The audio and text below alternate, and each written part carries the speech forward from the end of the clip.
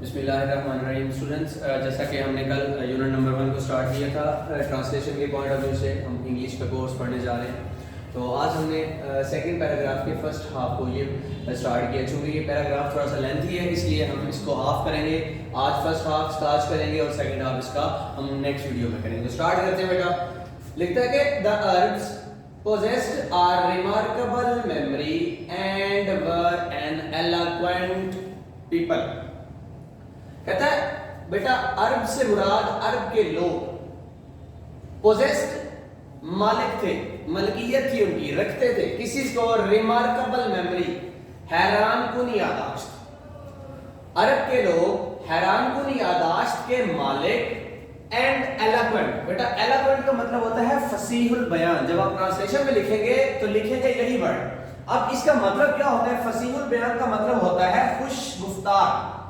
اگر خوش گفتار کی بات کریں تو اس کا مطلب ہوتا ہے اچھے اخلاق میں بات کرنے والے. چونکہ یہ لوگوں کے لیے ہے تو لہٰذا اس کو ہم بولیں گے یہ ناؤن ہے.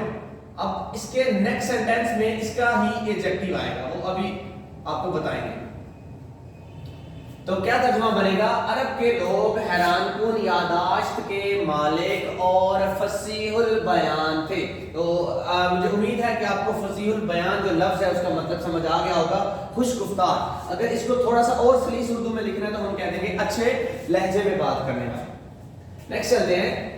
their eloquence and memory، ان کی فصاحت و بلاغت اور یاداشت.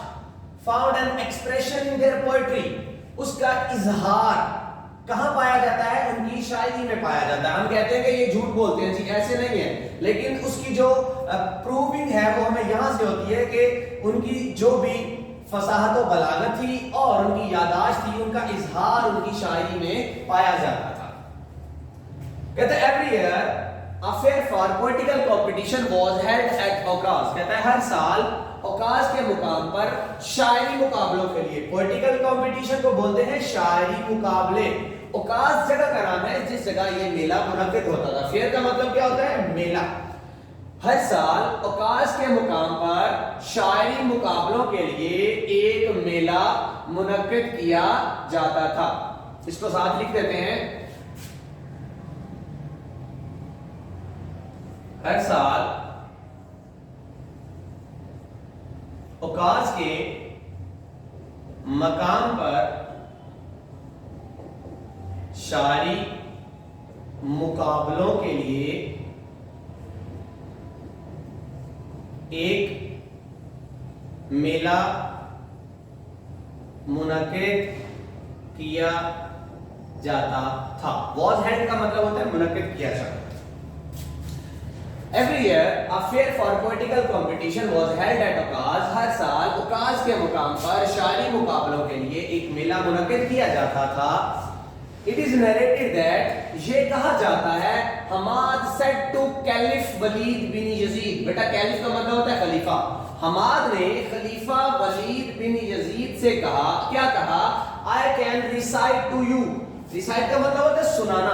میں آپ کو سنا سکتا ہوں. کیا سنا سکتا ہوں؟ For H letter of alphabet, حروف تہجی کے ہر حرف سے شروع ہونے والی 100 لانگ پوائنٹس، 100 لمبی نظمیں. تو اس کا ترجمہ کیا ہوگا؟ حماد نے خلیفہ ولید بن یزید سے کہا میں آپ کو حروف تہجی کے ہر حرف سے شروع ہونے والی 100 لمبی نظمیں سنا سکتا ہوں. اگلے پارٹ میں کہتا ہے without taking into account. Without کا مطلب کہ بغیر ٹیکنگ انٹو اکاؤنٹ، شامل کرنا. شارٹ پیسز، چھوٹی نظمیں. اب جب اس کے بامعنی ترجمے کی طرف جائیں گے تو یہ تھوڑا سا چینج ہوگا. اس طرح ہوگا حماد نے خلیفہ ولید بن یزید سے کہا میں چھوٹی نظموں کو شامل کیے